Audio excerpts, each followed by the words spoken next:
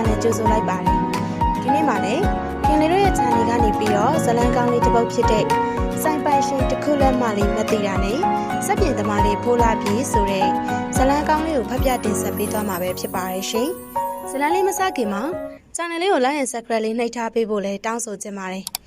ကဲဒါဆိုရင်တော့ဇလန်းလေးကိုစလိုက်ကြမယ်နော်ညောင်ပင်ကောက်ရွာရဲ့နေရာဒီနေ့လေခင်းနေဟာပိုအိုင်လွန်းလို့တည့်ရလှုပ်တန်အောင်မကြားရလောက်အောင်ကိုတိတ်ဆိတ်နေလေးရှိပါတယ်ဒီလိုတိတ်ဆိတ်လာတဲ့ရွာလေးရဲ့လမ်းအဆုံးမှာတော့မတ်တီရာရဲ့အလှပြင်ဆိုင်လေးတည်ရှိနေပါတယ်မတ်တီရာကတော့32နှစ်အရွယ်မြို့မတက္ကသိုလ်တက်ခဲ့ဘူးပြီးတော့ခင်မီစန်းသစ်စွာပြင်ဆင်နေထိုင်တတ်တဲ့တခုလက်အမျိုးသမီးတစ်ယောက်ပါလျောက်ကြားနဲ့လမ်းခွဲခဲ့တာကြာပြီဖြစ်ပေမယ့်သူမရဲ့ရုပ်ရည်အမူအရာနဲ့စမတ်ကြမှုတွေကတော့ရွာထဲမှာထင်းထင်းကြီးပေါ်လွင်နေသေးပါပဲဒီနေ့လေမတ်တီရာရဲ့ဆိုင်ရှိမှာစပိန်ဟောင်းလေးတစ်စီးထိုးရက်သွားပါတယ်စပိန်ပေါ်ကနေဆင်းလာသူကတော့ရွာတွေကစက်ပြင်တင်းနှန်းစင်းစလူပြိုလေးဖိုးလာပြေပေါ့အသက်19နှစ်ရွယ်ဖိုးလာပြေဟာရိုးသားဖြူစင်ပြီးတော့ရုပ်ရည်တန်တန်ခန္ဓာကိုယ်တောင်းတောင်းတင်းတင်းနဲ့လူငယ်လေးတစ်ယောက်ပါအမတီရာရေဒီယိုလေးပြင်ခိုင်းထားတာရပြီဆိုလို့လာယူတာပါဖိုးလာပြေအိမ်ထဲကိုမဝင်မရဲနဲ့လှမ်းကြည့်ရင်းနဲ့ရင်ကျေးစွာပြောလိုက်တယ်တီရာကက်ကြီးလေးကိုဘေးမှာချတနခပကွက်ကြားလေးနဲ့မပြတ်တဲ့အပြုံးကိုဆင်းမြိုင်းနေစိုင်ထဲကနေအပြုံထွက်လာခဲ့တယ်။သူမရဲ့ဆဲမွက်ဖယ်မျက်လုံးတွေနဲ့ဖိုးလာပြည့်ကိုစိုက်ကြည့်လိုက်ရင်းနဲ့အောက်မလေးဖိုးလာပြည့်ရဲ့ဝင်ခဲ့ပါအောင်အပြင်မှာပူးနေတာအောင်အိမ်ထဲမှာရက်တောင်လေးပါလေးခတ်ပြီးတော့ရေတောက်သွားပါအောင်မင်းပြင်ပေးထားတဲ့ရေဒီယိုလေးကအတန်တိတ်ကြည့်တာပဲမင်းနှလုံးသားလေးလို့ကြည်လင်နေရလားမသိဘူးနော်မတ်တီရာရဲ့စကားကြောင့်ဖိုးလာပြေကောင်းလေးငုပ်ပြီးတော့ရှက်ပြုံးပုံစံလေးဖြစ်သွားတယ်။မတ်တီရာကတော့ဖိုးလာပြေရဲ့အမူအရာကိုကြည့်ပြီးတော့သဘောကျစွာရီမောလိုက်ရင်းနဲ့ရေအေးတစ်ခွက်ငှဲ့ပေးလိုက်တယ်။ရှော့ရေတောက်လိုက်အောင်အမကလေအိမ်မှာတယောက်တည်းပြေးနေတာမင်းလိုလူငယ်လေးတွေအိမ်ဝင်ထွက်သွားလာတော့မှအိမ်လေးကတက်ဝင်လှုပ်ရှားသွားတယ်လို့ပဲ။နောက်လေအားရင်ဝင်လာခဲ့အောင်နော်မင်းအတွက်ဆိုအမြဲတမ်းတကားဖွင့်ထားတယ်မတ်တီရာရဲ့ရင်းနှီးအစွဲဆောင်ပေါင်းတင်တတ်တဲ့စကလုံးတွေဂရုစိုက်မှုအပြည့်နဲ့ကြည့်လိုက်တဲ့အကြည့်တွေဟာပိုလာပြည့်ရင်ကိုပထမဆုံးအကြိမ်ဖြစ်လှုပ်ခတ်သွားစေခဲ့ပါတယ်။ပိုလာပြည့်တယောက်ရေတောင်ရင်းနဲ့ရင်တွေခုန်လာရတယ်လို့မတ်တီရာရဲ့ဆွဲဆောင်မှုရှိတဲ့အမူအရာတွေကြားမှာအသေးစိတ်တွေတောင်ပြားများသွားရပါတယ်။ဟုတ်ကဲ့မတ်တီရာလိုရာရှိရင်ကျွန်တော်အမြန်ခေါ်ခိုင်းပါ။ခေါ်မှာပေါ့မင်းကလွဲလို့အမဘသူ့ကိုအားကိုးရမှာလဲ။မတ်တီရာရဲ့ရီတက်တဲ့နဲ့ရင်ပိုစရာစကလုံးလေးတွေအပြန်လန်အကဲဆဲလိုက်တဲ့အကြည့်တွေဟာဒီတောရွာလေးရဲ့တိတ်ဆိတ်မှုကြားမှာစမ်းကြဲတဲ့အချစ်ဇလန်တစ်ပုဒ်ရဲ့အစပြုခြင်းပဲဖြစ်ပါတော့တယ်။မတ်တီရာရဲ့အိမ်ရှိရရေဒီယိုလေးစီကနေပြန်လွှင့်လာတဲ့တချင်းတန်အေးလေးဟာညောင်ပေကောက်ရွာရဲ့တာယာတဲ့မိုးလဲပိုင်းကိုပို့ပြီးတော့အသက်ဝင်သွားစေပါတယ်။ဖိုးလာပြည့်တယောက်မတ်တီရာရဲ့အိမ်စီကိုခြေဦးလှဲမိတာဒါပထမဆုံးချိန်မဟုတ်တော့ပါဘူး။အိမ်ပေါ်ရောက်တော့မတ်တီရာအေကန်ထဲမှာရက်တောင်လေးခိုင်းနဲ့စာအုပ်ဖတ်နေတာကိုတွေ့လိုက်တယ်။မတ်တီရာရဲ့တက်ရက်လှပတဲ့အမူအရာတွေတနခါနဲ့တင်းတင်းလေးတွေဟာအိမ်ထဲကိုလှမ်းဝင်လိုက်တဲ့ဖိုးလာပြေရဲ့စိတ်ကိုရင်ခုန်လှုပ်ရှားသွားစေပြန်တယ်။ဟောဖိုးလာပြေရောက်လာပြီပဲ။လာပါအောင်အမစီကိုမတ်တီရာစာအုပ်ကိုဘေးမှာချရင်းနဲ့မျက်နှာထက်မှာနှွေးထွေးတဲ့အပြုံးကိုဆင်မြန်းလိုက်ပါတယ်။အမတီရာအိမ်ရှိရတကားစုံလေးနည်းနည်းကြွနေတာတွေ့လို့တန်ရက်ပြီးမလို့လာတာပါဖိုးလာပြလက်ထဲကတူးနဲ့တန်ချောင်းလေးတွေကိုပြရင်းနဲ့ရှက်ကုန်းရှက်ကန်လေးပြောလိုက်ပါတယ်မတ်တီရာကတော့ဖိုးလာပြကိုစိုက်ကြည့်ရင်းနဲ့သဘောကျစွာပြုံးလိုက်တယ်တန်ရိုက်တာနောက်မှလုပ်လဲရပါတယ်ဖိုးလာပြရဲ့အဓိကမင်းရောက်လာဖို့ပါပဲမင်းမလာရင်လေအမအိမ်မှာပြင်းလို့သေးတော့မင်းရောက်လာမှာပဲအမရင်နဲ့အေးချမ်းသွားရတာမတ်တီရာရဲ့စကလုံးလေးတွေကဖိုးလာပြည့်ရဲ့နှလုံးသားကိုပုံမနဲ့ဆိုင်စွာရိုက်ခတ်သွားစေပါတယ်။အသက်အရွယ်ကွာဟချက်ရှိပေမယ့်မတ်တီရာရဲ့ဂရုစိုက်မှုအထာပေးစကလုံးလေးတွေနဲ့ကျင်နာတက်တဲ့အမူအရာတွေရှိမှာဖိုးလာပြည့်ဆိုတဲ့လူပြိုလေးဟာရင်းနှီးကျွမ်းဝင်မှုထက်ပိုတဲ့တန်ရုံးစင်တကားကိုဖွင့်လှစ်မိနေပါပြီ။အမကလည်းဗျာကျွန်တော်ကအမြဲလာပေးချင်တာပါ။ဒါပေမဲ့ရွာရဲလူတွေမျက်စိထဲမှာအမြင်တစ်မျိုးဖြစ်သွားမှာစိုးလို့ပါ။ဖိုးလာပြည့်စိတ်ထဲရှိတာကိုပွပွင့်လင်းလင်းပြောလိုက်တော့မတ်တီရာဖိုးလာပြည့်ရဲ့အနာကိုတိုးလာပြီးတော့လှပတဲ့အကြည့်လေးတွေနဲ့အကဲဆန်းလိုက်တယ်။သူများတွေထင်ချင်းသလိုထင်ပါစီဖိုးလာပြည့်ရဲ့အမားတို့နှစ်ယောက်ကြားမှာရိုးသားတဲ့တန်ရုံးစင်နဲ့တင်းတိမ်နေရပြီမဟုတ်ဘူးလား။မင်းရောအမနာမှာရှိနေရတာမပြောဘူးလား။ပြောတာပေါ့အမတီရာနဲ့စကားပြောရတာ ကျွန်တော်တို့တော့တနေ့တာရဲ့အပျော်ဆုံးအချိန်မှာပဲဖိုးလာပြည့်ရဲ့ရိုးသားစွာဝန်ခံလိုက်တဲ့စကားကြောင့်မတ်တီတာရဲ့မျက်နှာလေးဟာရှွန်းလင်းသွားခဲ့ပါတယ်ဒီလိုနဲ့ပဲသူတို့နှစ်ယောက်ဟာတောရွာလေးရဲ့ရိုးရှင်းတဲ့ပတ်ဝန်းကျင်မှာအချင်းချင်းစနောက်ရင်ရင်ပိုစရာစကလုံးလေးတွေနဲ့အပြန်လည်လိုင်းတက်ရင်နဲ့နီးစပ်မှုတွေကိုတဖြည်းဖြည်းနဲ့ပုံမခိုင်းမအောင်တိဆောက်လာခဲ့ကြပါတယ်ညနေခင်းနေအောင်ကြီးနွေးနွေးလေးတွေနဲ့တစ်ပင်နှန်းတွေကြားထိုးဆင်းလာချိန်အထိသူတို့ရဲ့အက်ဒီတာမဲ့စကတ်ဝိုင်းလေးဟာအေးချမ်းစွာဆက်လက်တည်ရှိနေခဲ့ပါတယ်ဒါပေမဲ့ရွာရဲ့လမ်းမထက်မှာတော့သူတို့နှစ်ယောက်ရဲ့နီးစပ်မှုကိုမနှိမ့်မြို့တဲ့အကြည့်တချို့ချောင်းမြောင်းနေတဲ့အကုသို့အရေးမဲတချို့ဟာစတင်လှုပ်ရှားလို့လာနေပါပြီမိုးမကြမီနှွေနှောင်းရသည့်ရဲ့လေယူတွေဟာညောင်ပင်ကောက်ရွာလေးအဝင်ရိုးပြတ်တောတွေပေါ်မှာဝေယံတိုက်ခတ်နေပါတယ်ဒီနေ့ညနေမှာတော့မတ်တီတာကအိမ်နောက်ဘေးကပန်းကြံနေကအပင်လေးတွေကိုရေလောင်းနေတာပါထုံးစံတိုင်းစပိန်လေးနဲ့ရောက်လာတဲ့ဖိုးလာပြေးဟာမတ်တီတာကိုကူညီဖို့လက်ထဲကရေပုံးကိုအပြေလွှာလမ်းယူလိုက်ပါတယ်ဒါပေမဲ့ရေပုံးကပေါ့မသွားဘဲနဲ့ရေကွက်ဆူဆူပေါ်အရှိန်လွန်ပြီးတော့ဖိုးလာပြေးခြေခောက်သွားခဲ့ပါတယ်အိုးဖိုးလာပြေးမတ်တီတာကထိန်ပေးဖို့လက်လန်းအကူမှာနှစ်ယောက်စလုံးလဲမလို့ဖြစ်သွားပြီးတော့မတ်တီတာရဲ့ပကုံးစာလေးကိုဖိုးလာပြေးဟာအရှိန်နဲ့ဖတ်တွယ်လိုက်ပါတယ်နှစ်ဦးသားမျက်လုံးချင်းဓာတ်ရိုက်ဆုံသွားပြီးတော့မတ်တီတာရဲ့ကိုနံတင်းတင်းလေးနဲ့ပူနွေတဲ့တပ်ပြင်းငွေတို့ဟာဖိုးလာပြေးရဲ့ပါးပြင်ထက်ကိုရိုက်ခတ်သွားခဲ့တယ်။ရင်ကုန်တန်တွေဟာပါဆက်ကန့်မှမကြခင်မှာကျဲလောင်စွာထက်တူကျသွားခဲ့ပါတော့တယ်။ဒီမတော်တဆအထီးတွေလေးဟာနှစ်ယောက်စလုံးရဲ့စိတ်ထဲကခန်းစားချက်တွေကိုမိမောင်းထိုးပြလိုက်တယ်လို့ပါပဲ။မတ်တီတာရင်ပတ်လေးကိုလက်နဲ့အုံမျက်လုံးလေးကလင်းကလင်းနဲ့ဖိုးလာပြေးကိုမော့ကြည့်ရင်းနဲ့အတန်ချိုချိုလေးနဲ့ပြောလိုက်ပါတယ်။အိုးမောင်ရဲ့အကြံပဒံကြီးမဖတ်နဲ့အမနေရခက်နေပြီအရင်ကဲလို့နေတကယ်ပဲမမကိုအသေးရအောင်တမင်လုံနေရပါတနခါးကြီးပြက်ကုန်တော့မှာပဲဖိုးလာပြီဟာမတ်တီရာရဲ့နှကန်းပါလေးစီကကြားလိုက်ရတဲ့မောင်ဆိုတဲ့ခေါ်တန်လေးကြောင့်ရှင်ထဲမှာမြင့်မို့တောင်ကြီးလဲပြိုမတက်လှူရှားသွားပြီးမတ်တီရာရဲ့လက်လေးကိုတင်းတင်းကြပ်ကြပ်စုပ်ကင်ထားမိလိုက်ပါတယ်ချစ်လို့လေမမရဲ့ဘာလဲမမညှိုးညင်းတာလားကျွန်တော်တကယ်မချစ်ဘူးလားပြောလေဖိုးလာပြည့်ရဲ့မျက်လုံးတွေကရိုးသားတဲ့ချစ်ချင်းနဲ့ကလေးဆန်ဆန်ကြီးတိုက်မှုကိုကြည့်ရင်းနဲ့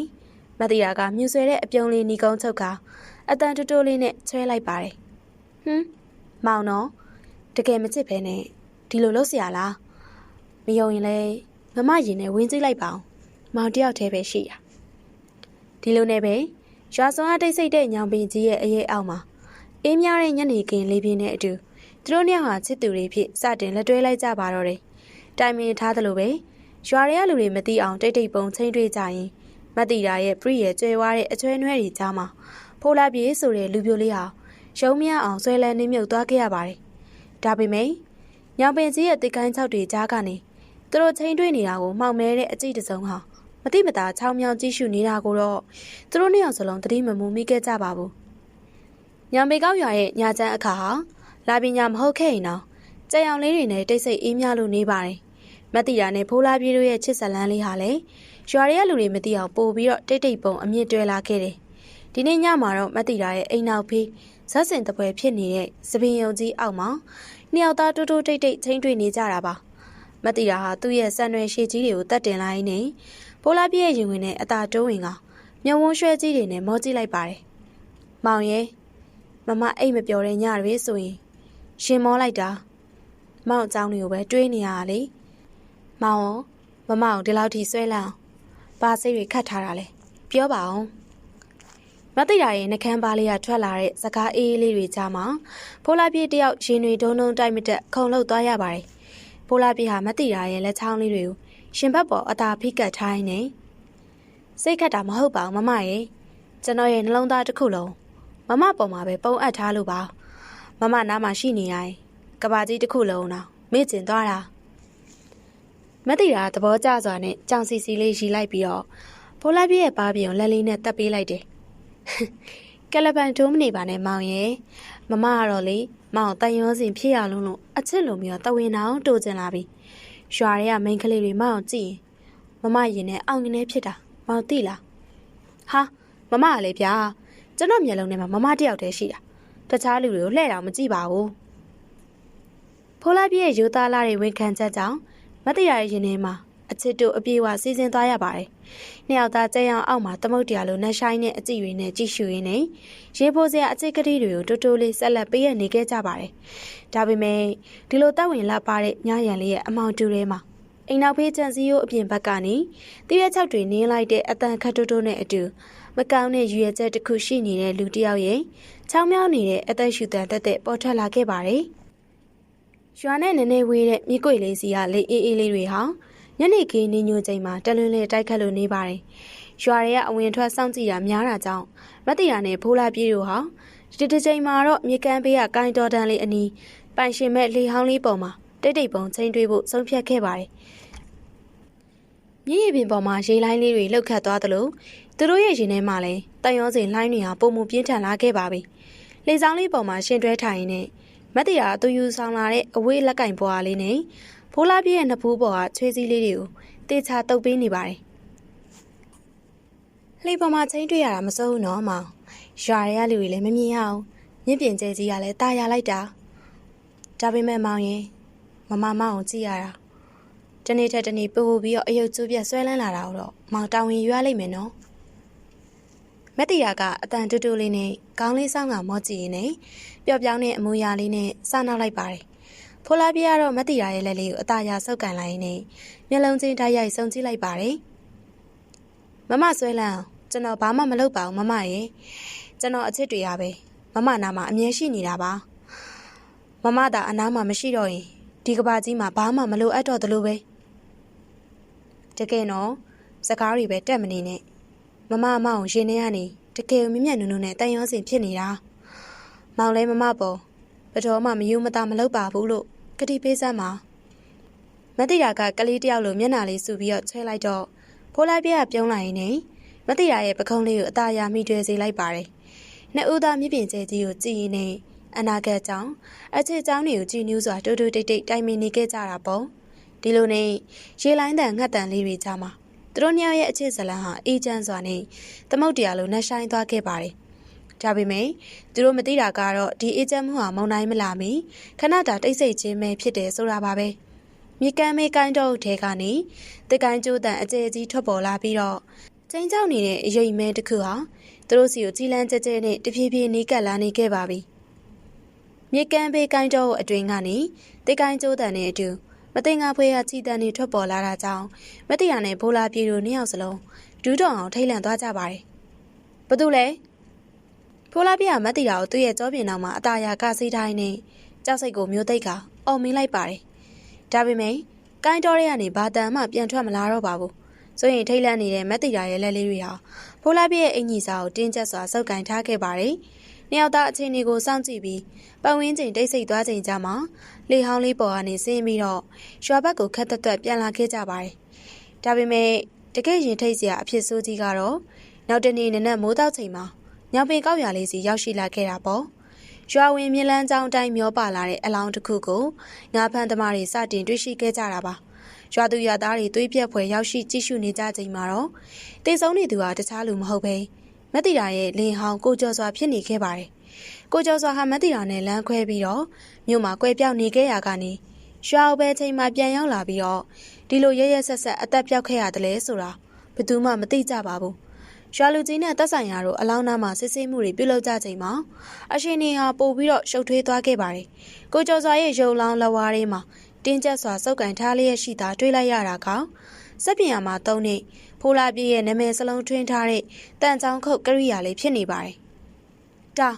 ဒါဖိုးလာပြည့်ရဲ့ပစ္စည်းမဟုတ်ဘူးလား။ရွာသားတွေရဲ့တန်တရားအကြည့်တွေတိုးတိုးတိတ်တိတ်ဆွဆွဲတန်တွေဟာဖိုးလာပြည့်စီကိုချက်ချင်းရောက်ရှိလာခဲ့ပါတော့တယ်။ဖိုးလာပြည့်တယောက်အဖြစ်မှန်ကိုမသိဘဲနဲ့သွေးပြက်ထိတ်လန့်နေရတယ်လို့မသိတာမှလည်းအတိတ်ကလင်းဟောင်းရဲ့ရုတ်တရက်သေဆုံးမှုနဲ့ချစ်သူလေးအပြစ်မဲ့ဆွဆွဲခံလိုက်ရမှုတို့ကြောင့်တနာဖွယ်ရာမျက်ရည်မစုံနိုင်အောင်ခြေခွဲနေရပါတယ်။ဖိုးလာပြည့်ရဲ့ပစ္စည်းဟာသေဆုံးသူရဲ့လက်ထဲကိုဘလို့များရောက်သွားခဲ့တာလဲ။ကိုကျော်စောတကယ်ပဲဘသူကရဲဆက်ဆက်တပ်ဖြတ်ခဲ့တာလေ။မတိရာရဲ့နောက်ွယ်မှာရောဘသူမှမသိတဲ့ကြောက်စရာအတိတ်ကလှုပ်ဝက်ချက်တွေရှိနေတာလား။မတိရာရဲ့လင်ဟောင်းကိုကျော်စွာရဲ့အလောင်းနာမှာဖိုးလာပြည့်ရဲ့နာမည်စလုံးထွင်းထားတဲ့စက်ပြင်ကရိယာလေးတွေ့ရှိခဲ့ရတဲ့တဲ့တင်ဟာညောင်ပင်ကောက်ရွာတစ်ခုလုံးတုံ့လှုပ်သွားစေခဲ့ပါတယ်။ ကျွန်တော်တကယ်မလုပ်ခဲ့ပါဘူးမမရေအဲ့ဒီကရိယာလေးကမနေ့ကပျောက်နေတာပါဖိုးလာပြည့်တယောက်သွေးပြက်မတက်စိုးရိမ်မျက်ရည်တွေနဲ့မတိတာရဲ့အိမ်ထဲမှာလာရောက်ရှင်းပြနေရှာပါတယ်မတိတာကလည်းဖိုးလာပြည့်ရဲ့လက်လေးတွေကိုတင်းကျပ်စွာစုပ်ကိုင်ထားရင်းနဲ့စိတ်မကောင်းစွာနဲ့ငိုကြွေးနေမိပါတယ်ဖိုးလာပြည့်လိုရိုးသားတဲ့လူငယ်လေးတယောက်ဒီလိုဆိုးရွားတဲ့လူသက်မှုကြီးထဲမှာမတရားဆွဆွဲခံလိုက်ရတာကိုသူမလုံးဝမကြည့်ရနိုင်ပါဘူးမမကိုယုံပါတယ်မောင်ဘာမှမလုပ်ဘူးဆိုတာမမအပြည့်အဝယုံနေဒါပေမဲ့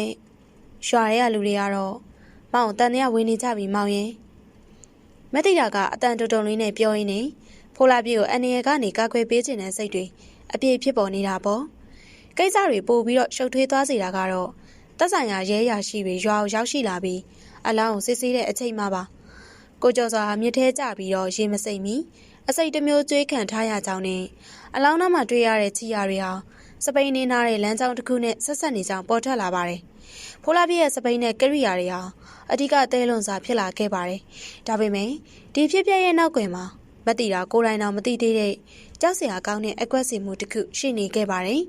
်ထို့ညမှာမတိရာရဲ့အိမ်ပတင်းပေါက်မှန်ကိုခဲနဲ့ပြစ်ပေါက်လိုက်တဲ့အတန်ကျဲကြီးထွက်ပေါ်လာခဲ့ပါတယ်။မတိရာထိတ်လန့်တကြားသွားကြည့်လိုက်တဲ့အခါစာရွက်ခေါက်လေးတစ်ရွက်ကိုတွေ့လိုက်ရတယ်။အဲဒီစာရွက်ထဲမှာချင်းချောက်စာတွေရေးသားထားခဲ့တယ်။မတိရာမင်းရဲ့လေငယ်လေးကိုထောင်ထဲမရောက်စေချင်မင်းမရှိတဲ့ရွှေနဲ့ငွေတွေကိုညောင်ပင်ကြီးအောက်မှာလာထားပါ။မင်းရဲ့အတိတ်ကလိုအပ်ချက်တွေကိုပါရွာရဲပလူပြန်သွားအောင်ဖွင့်ပြောလိုက်ရမလား။စာအုပ်ဖတ်ပြီးတဲ့နောက်မတိရာတရားကိုဒူးညွှတ်ကြမတက်သွေးပြန်ထိတ်လန့်သွားခဲ့ရပါတယ်။တမင်တကာချင်းချောက်ထားတဲ့စာရွက်လေးကိုကင်ထားရင်းနဲ့မတိရာရဲ့လက်တွေဟာဆက်ဆက်နဲ့အောင်တုံရင်နေခဲ့ပါတယ်။အတိတ်ကအမှတ်ရစရာအဟောင်းတွေဟာမတိရာရဲ့ခေါင်းထဲမှာအရိပ်လိုပြန်လဲခြောက်လန့်လို့လာခဲ့ပါပြီ။လွန်ခဲ့တဲ့3နှစ်ကမတိရာနဲ့ကိုကျော်စွာတို့လမ်းခွဲခဲ့ကြစဉ်ဟာကိုကျော်စွာဟာရွာပွဲစားတယောက်ဖြစ်တဲ့ဥပဒန်စီကနေမြေကွက်အတူတွေနဲ့ငွေမြောက်များလိမ့်လဲလှည့်ဖျားပြီးတော့မြို့ကိုထွက်ပြေးသွားခဲ့တာပါ။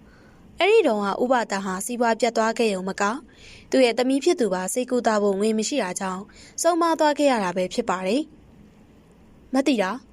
ာဘာတွေဖြစ်နေရလဲမမမျက်နှာလည်းမကောင်းပါလား။အိမ်မောင်တိုးတိတ်တိတ်ရောက်ရှိလာတဲ့ဖိုးလာပြဟာမတိတာရဲ့တုံလုံးနေတဲ့ပုံစံကြည့်ပြီးတော့စိုးရိမ်တကြီးမေးမြန်းလိုက်ပါတယ်။မတိတာဟာလက်ထက်ချင်းချောက်စာအောင်ဖိုးလာပြမမြင်အောင်အตาရကွယ်ဝက်လာရင်နဲ့ကောင်းအသာခါပြလိုက်ပါတယ်။ဘာမှမဟုတ်ပါဘူးမောင်ရင်မမမောင်အတွက်စိတ်ပူလို့ပါရဲရီမောင်ကိုလာမင်းမျက်နှာအောင်ဘာပြောလိုက်သေးလဲကျွန်တော်စပိန်ကိုသူတို့သိမ်းသွားတယ်မနေ့ကညနေကကျွန်တော်မြေကမ်းပေးလေးအောင်စီလာတော့စပိန်ကိုကိုင်းတော်ဆက်မှာခဏရပ်ထားခဲ့တာလေအဲ့ဒီတုန်းကတယောက်ဟာကျွန်တော်စပိန်တူးပေါက်ထဲကကရိယာကိုခိုးယူပြီးကိုကျော်စွာကိုတတ်တဲ့နေရာမှာအကွက်စင်တက်သေးဖြစ်တုံးသွားတာဖြစ်ရမယ်ဖိုလာပြည့်ရုပ်တိရှိတဲ့သုံးသက်ချက်ကြောင့်မတိရာရင်နဲ့ဒိန်းငနေဖြစ်သွားပါတယ်ဒါဆိုရင်မနေ့ကမြေကမ်းပေးကိုင်းတော်ဦးထဲမှာတိတ်ကိုင်းကျိုးတန်ကြပြီးသူတို့နှစ်ယောက်ကိုချောင်းမြောင်းနေတဲ့သူဟာချင်းချောက်စာပို့သူဒါမှမဟုတ်တကယ်လူသက်သမားပဲဖြစ်ရလိမ့်မယ်အဲ့လိုဟာသူတို့နှစ်ယောက်ရဲ့တိတ်တိတ်ပုံချင်းတွေကိုစောင့်ကြည့်နေခဲ့ပြီးတော့ဖိုလာပြည့်ရဲ့ကရိယာကိုခိုးယူကကိုကျော်စွာကိုတပ်ပစ်ခဲ့တာပါအရာရာဟာအကွက်ကြကြစီစဉ်ထားတဲ့ထောင်ချောက်တစ်ခုမှမသိတော့သဘောပေါက်လိုက်ပါတယ်တရခန်ဆိုးဟာဖိုလာပြည့်ကိုလူသက်သမားဖြစ်ကြောက်တုံးပြီးတော့မတိရာစီကနေရွှေငွေတွေကိုချင်းချောက်ငွေညှစ်ဖို့ကြံစီနေတာဖြစ်ပါတယ်။မောင်ဒီညမစီမခဏနေပေးပါလားဟင်။မအရင်ကြောက်နေလို့ပါ။မတိရာဖိုလာပြည့်ရဲ့လက်ကိုတင်းကျပ်စွာဆုပ်ကိုင်နေတနာစပွဲကူညီတောင်းလိုက်ပါတယ်။ဖိုလာပြည့်ကလည်းချစ်သူမတိရာကိုကာကွယ်ပေးဖို့တက်ဆုပ်ဆံပြအသင်ဖြစ်နေခဲ့ပါပြီ။ဒါပေမဲ့ထိုနေ့ညအမောင်တူကြီးကြီးစိုးနေချိန်မှာတော့မတိရာရဲ့အိမ်နောက်ဘေးချမ်းဝင်းအတွင်းစီကိုဓာတ်တချောင်းတင်းကျပ်စွာကန်ဆောင်ထားတဲ့မဲမောင်နဲ့လူရိပ်တစ်ခုဟာ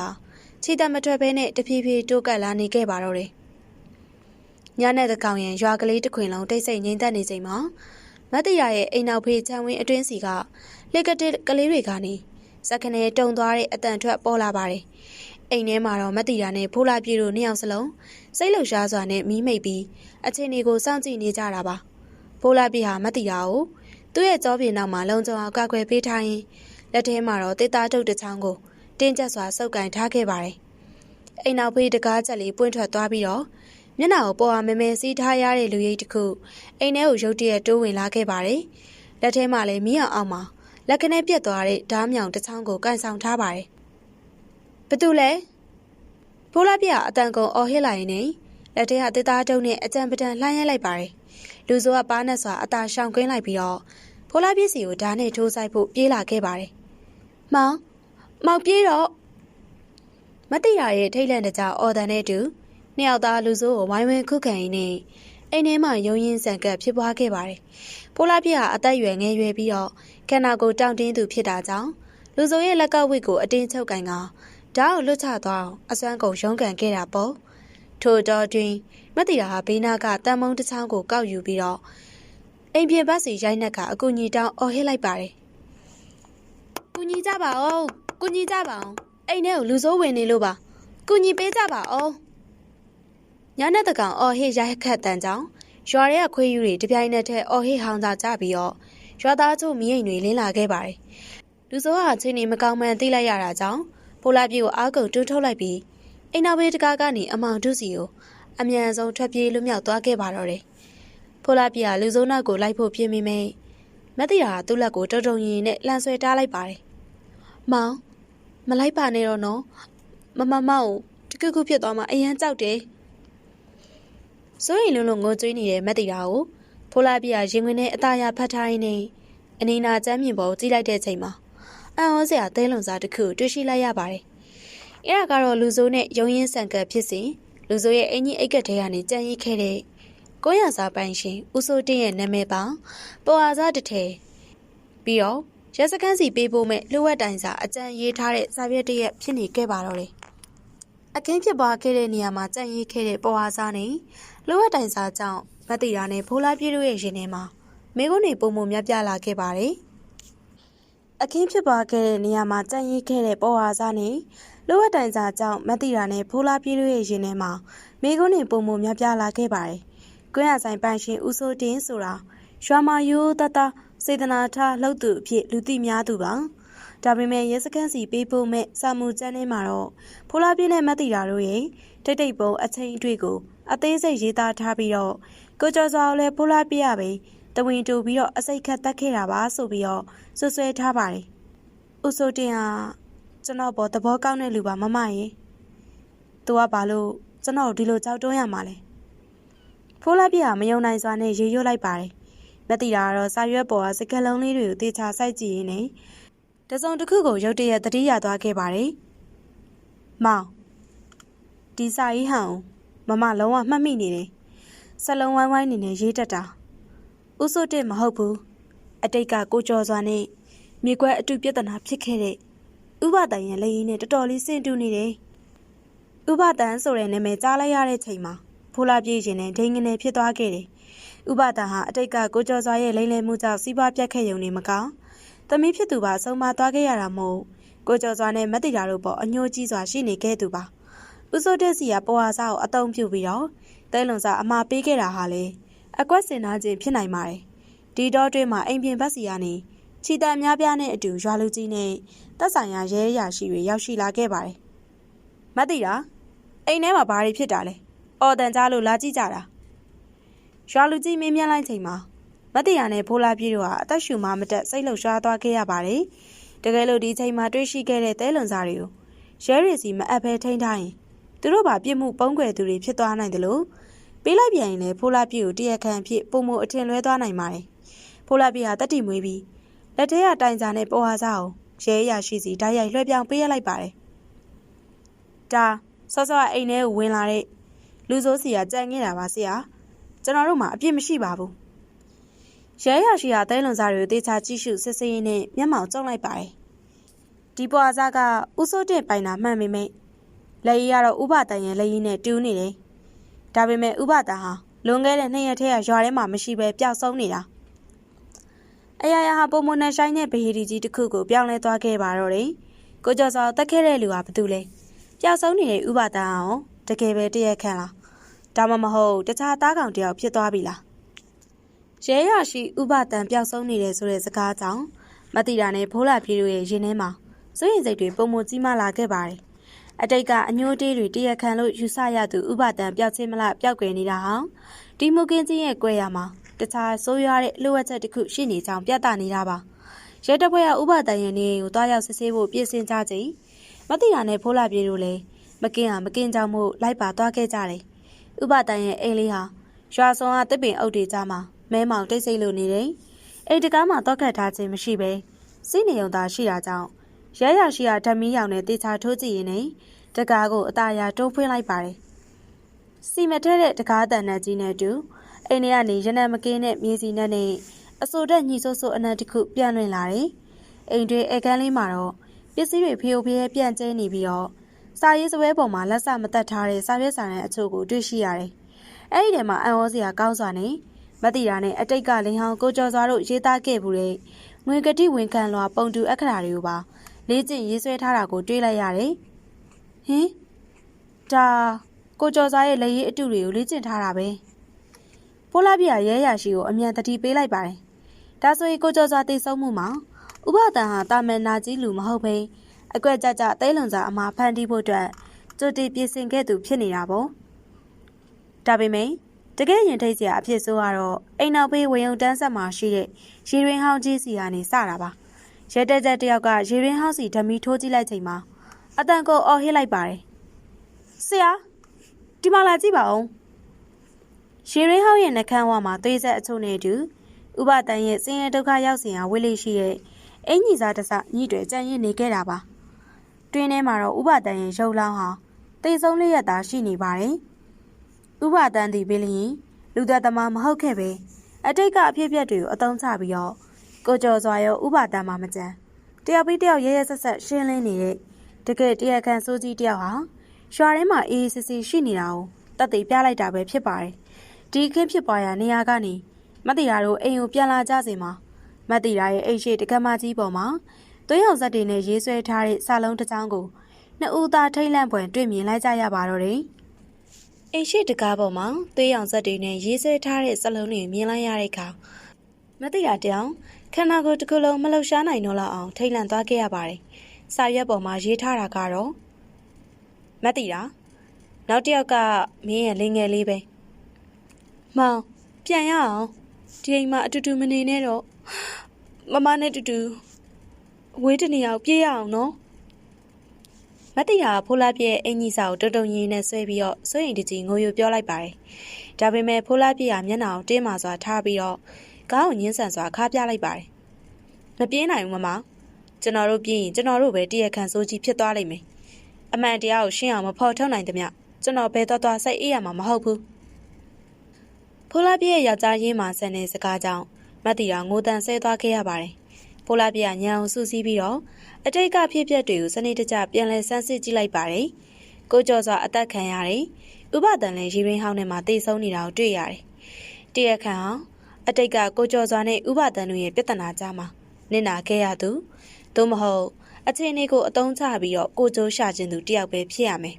။ဒီအချိန်မှာဖိုးလာပြည့်ရဲ့ခေါင်းထဲမှာလျှက်စီးလက်သွားသလိုအဓိကသဲလွန်စာတစ်ခုရသွားခဲ့ပါတယ်။မမ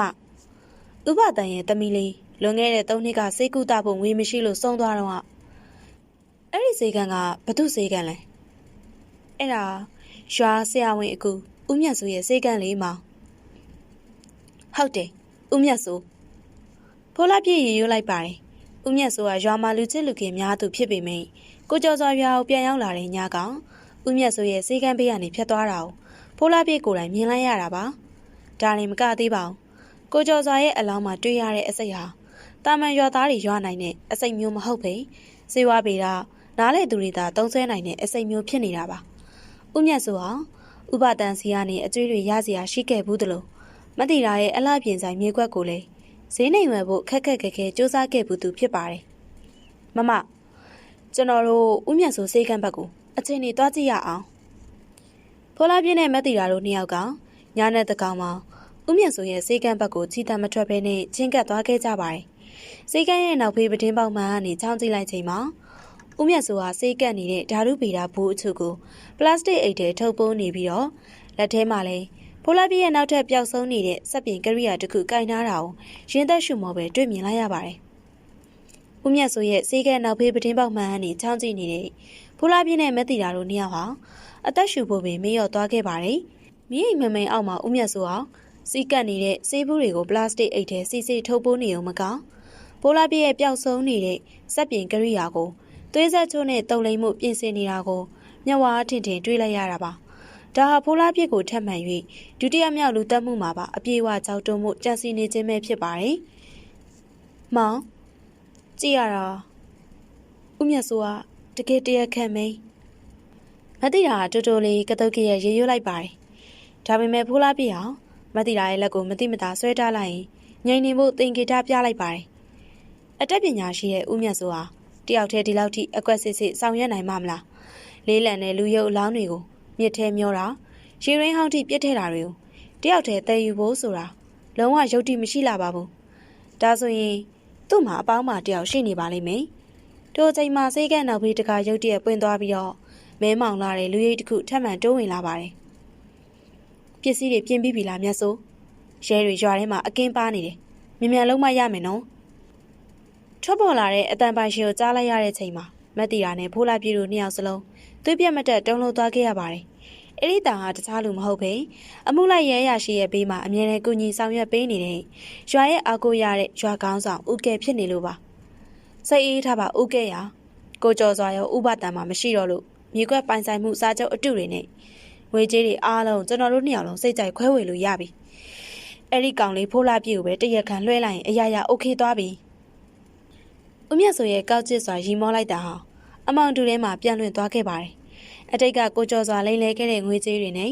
မတ်တီတာပိုင်ဆိုင်တဲ့မြေကွက်တွေကိုအပိုင်စည်းကျင်နေတဲ့ဦးမြတ်စိုးနဲ့ရွာကောင်းဆောင်ဦးကဲတို့ရဲ့ပူးပေါင်းကြံစည်မှုကြီးတစ်ခုဖြစ်နေတာပါအမှန်တရားကိုသိရှိလိုက်ရတဲ့ဖိုးလာပြေနဲ့မတ်တီတာတို့နှစ်ယောက်ကြီးလန်းအသာဆုပ်ပြီးရဲတပ်ဖွဲ့ထံသွားရောက်သတင်းပို့ဖို့ပြင်လိုက်စင်မှာမတ်တီတာရဲ့ခြေထောက်ကခြံဝင်းတွင်းမှာရှိတဲ့တရွက်6တန်တစ်ခုကိုနင်းမိလိုက်ပြီးတော့အတန်ကျဲကြီးထွက်ပေါ်သွားခဲ့ပါတော့တယ်တစ်ကြောက်ကကျိုးသွားတဲ့အတန်ကျဲကြီးအမောင်တူထဲမှာထွက်ပေါ်သွားတာနဲ့အမျှစေကန်းထဲကဦးမြတ်စိုးနဲ့ရွာကောင်းဆောင်ဦးကဲတို့ရဲ့စကားတန်တွေရုတ်တရက်တိတ်ဆိတ်သွားပါတယ်။ဘယ်သူလဲ။ဦးကဲရဲ့ဟိန်းထွက်လာတဲ့အော်တန်နဲ့တူစေကန်းနောက်ဖေးတကားမကြီးဝုံငနေပြေးထွက်လာပါတော့တယ်။မောင်ပြေးမတိရာဖိုးလာပြေးရဲ့လက်ကိုဆွဲပြီးတော့ရွာစုံဘက်ကအမောင်တူစီဦးတီကအစွမ်းကုန်ထွက်ပြေးခဲ့ပါတယ်။ဒါပေမဲ့ပဝင်းကျင်လမ်းကြောင်းကိုကြမ်းကျင်စွာနားလည်ထားတဲ့ဦးကဲနဲ့ဦးမြတ်စိုးတို့ဟာတမီးကိုအလင်းရောင်နေတဲ့အတူနောက်ကနေအတင်းကျပ်လိုက်လံဖမ်းဆီးကြပါတယ်။မက်တီရာနဲ့ဖိုးလာပြေတို့နှစ်ယောက်ညနေကောင်မှာရွာစုံအတောအုပ်ဆက်စီတွေ့ယူတွေ့တန်းထွက်ပြေးခဲ့ကြပေမယ့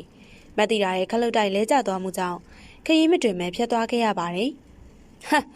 မက်တီရာနဲ့ဖိုးလာပြေပါလား။မင်းတို့အကုန်ကြားသွားကြပြီပေါ့။တမီးအောင်အလင်းဆက်တွေဟာမက်တီရာတို့နှစ်ယောက်ရဲ့မျက်နှာပေါ်စိုက်ကြလာပါတယ်။ဦးကဲရဲ့လက်ထဲမှာဒုတ်ရှည်တစ်ချောင်းပါလာပြီးဦးမြတ်စိုးရဲ့လက်ထဲမှာလည်းဓမြောင်တစ်ချောင်းပါလာခဲ့တယ်။ဦးကဲခင်ဗျားတို့ရွာရဲ့အားကိုးရတဲ့လူတွေဖြစ်ပြီးတော့ဒီလိုရဲရဲဆက်ဆက်လူတက်မှုတွေလုပ်ရဲတယ်နော်။တက်ဆိုင်ရာရဲတွေတိသွားရင်ခင်ဗျားတို့ကျိုးစိန်တက်ရမှာ။ဖိုးလာပြရမတ်တီတာကိုကြောပြင်းနောက်မှာလုံးချောင်းကောက်ွယ်ထားရင်းနဲ့ရဲရဲမို့မို့တတိပေးလိုက်ပါတယ်။ရဲတွေရောက်လာချိန်မှာမင်းတို့နှစ်ယောက်လုံးတိတ်ဆုံးနေပြီဖိုးလာပြေလွန်ခဲ့တဲ့2နှစ်ထဲကကိုကျော်စွာလိန်သွားတဲ့ငွေတွေနဲ့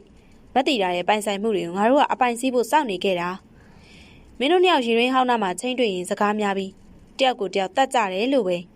တွေကိုအကွက်စင်ပြလိုက်အရာရာပြီးသွားပြီလေဦးကဲရဲ့ရုံမှာကောက်ကျစ်တဲ့အစီအစဉ်ကိုကြားလိုက်ရချိန်မှာမတ်တီတာနဲ့ဖိုးလာပြေတို့နှစ်ယောက်လုံးသွေးပြက်ဖွယ်ရင်ထိတ်သွားကြပါတယ်ဦးမြတ်စိုးကဓာတ်ကိုမြောက်ပြီးတော့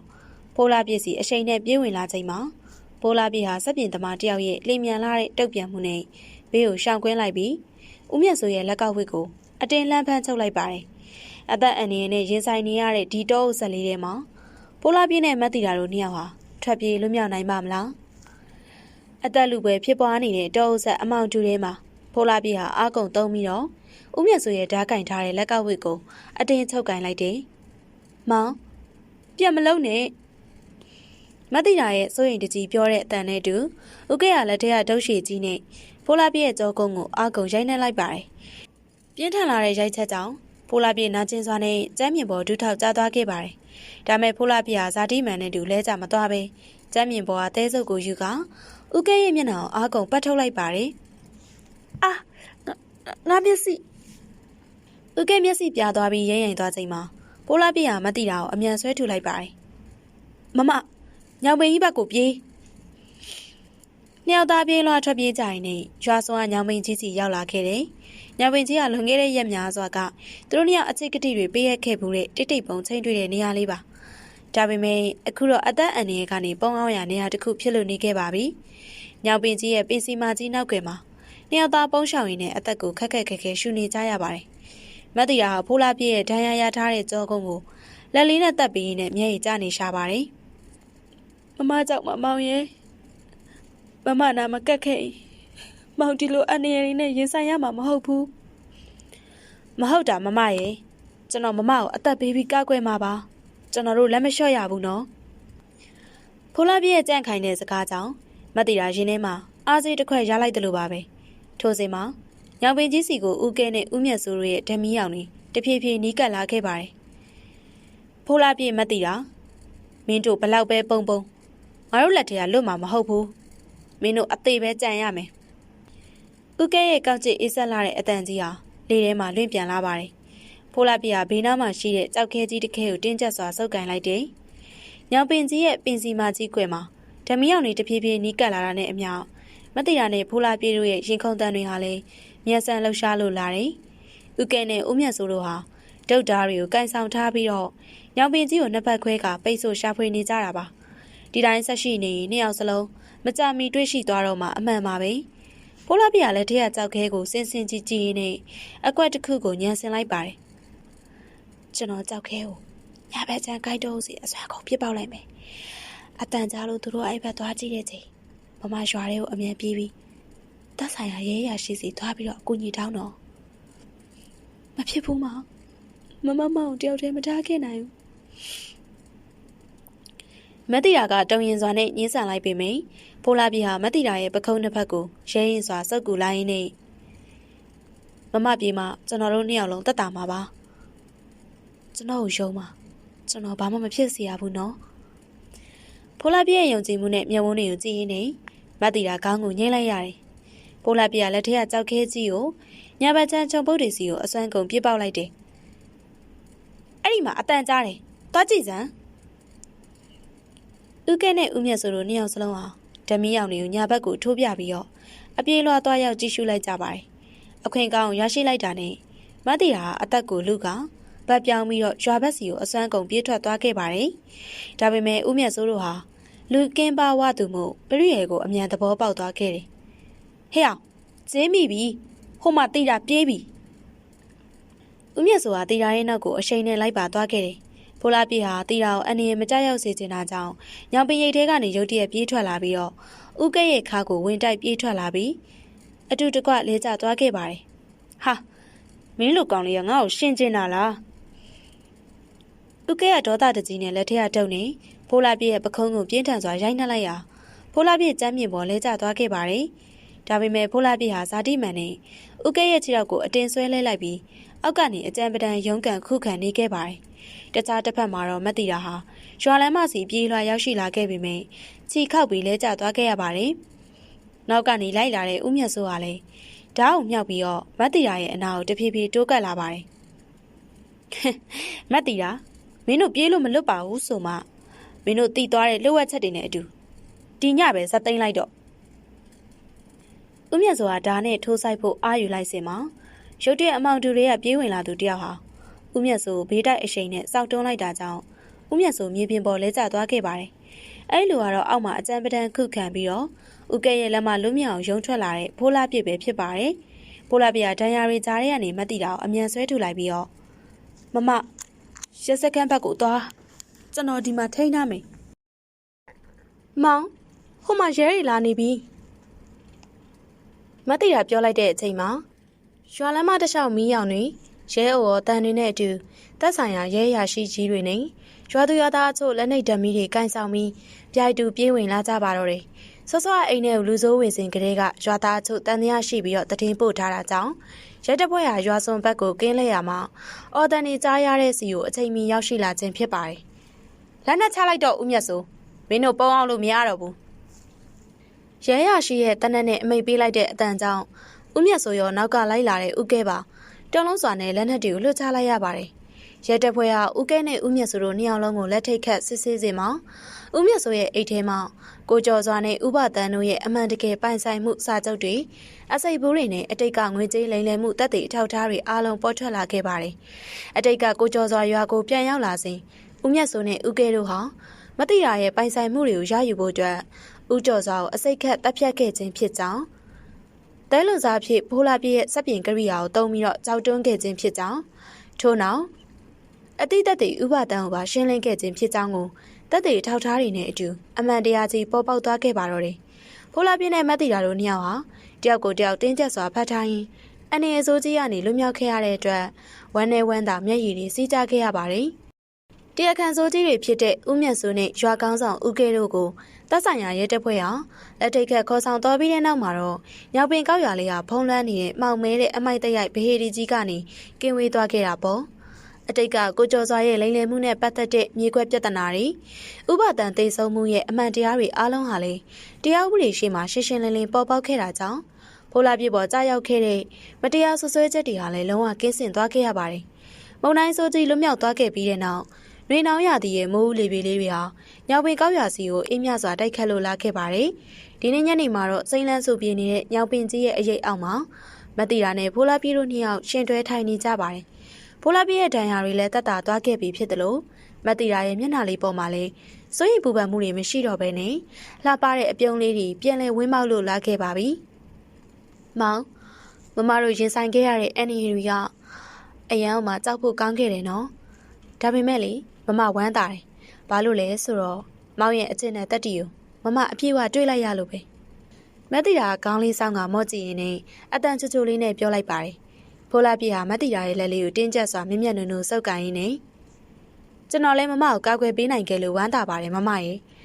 အရင်တော့ကျွန်တော်တို့နှစ်ယောက်အချစ်ကိုရွာရဲကလူတွေအမြင်တစ်မျိုးဖြစ်မှာစိုးလို့တိတ်တိတ်ပုံပဲချိန်တွေ့ခဲ့ကြတာဒီလိုအခက်အခဲကြီးကိုအတူတူကြော်ဖြတ်ခဲ့ပြီးတဲ့နောက်ကျွန်တော်စိတ်ထဲမှာရှင်းသွားပြီမောင်ဘာလို့ဆိုလို့လဲ